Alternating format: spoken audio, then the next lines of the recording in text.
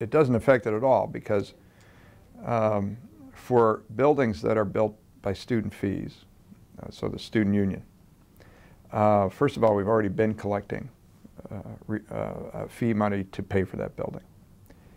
We can't now take that money and use it for anything else.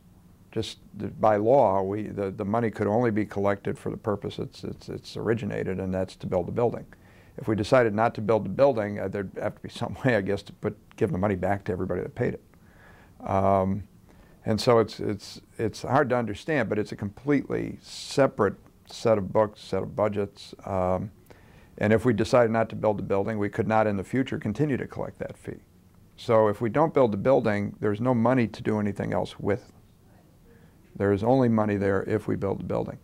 The Children's Center is a combination, again, of some student fees and largely revenue that's generated by the Children's Center itself. So in a sense, it's kind of run like a business. I mean, if you want to expand your business and you have a customer base and they're paying enough and you have enough revenue stream to pay off a loan on a new addition to your building, you can build it. And you go to the bank and you get a loan, and it's just that the loan is now handled through the state in these processes for us, but the state, there's no taxpayer money involved, there's no state money involved. The academic building would be the first state-funded building constructed on our campus. The governor has signed off on the Student Union building. The building commission that includes the governor has signed off on the Children's Center. So all indications are that the governor will continue to sign off on capital construction projects. You know, we're not quite at the point where he signed off in the planning stages on the academic building for education and others. And so we're hoping that that will continue. But again, that does not come out of the same pot of money that we're being reduced by what we anticipate about $5 million a year. And so not building that building is a decision that only the governor can really make, and would simply mean if they don't build the building, they simply won't bond it and pay off the bond for us.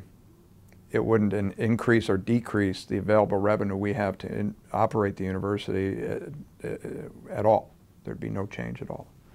So it's really a completely separate category around state facilities and state construction that are decisions made primarily in Madison, although we are the supplicants. We ask for the buildings, we ask for the, like the McPhee enhancement and things like that.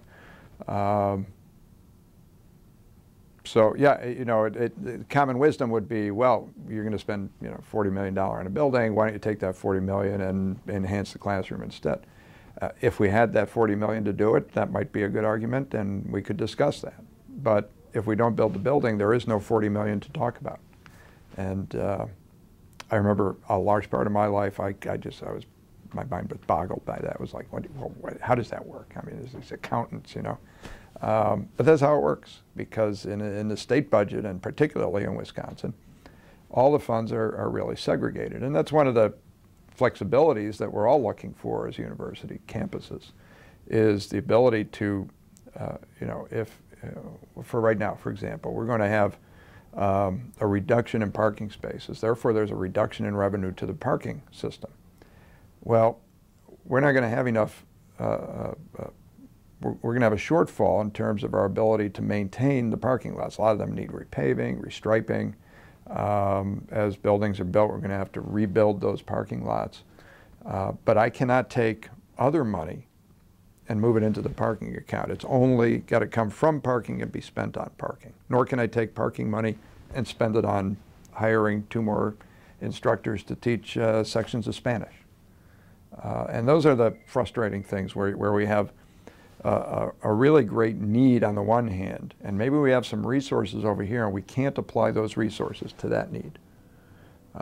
When in fact any you know, less regulated organization would do that. And if you were running a private business, you would automatically do that. It would just be natural.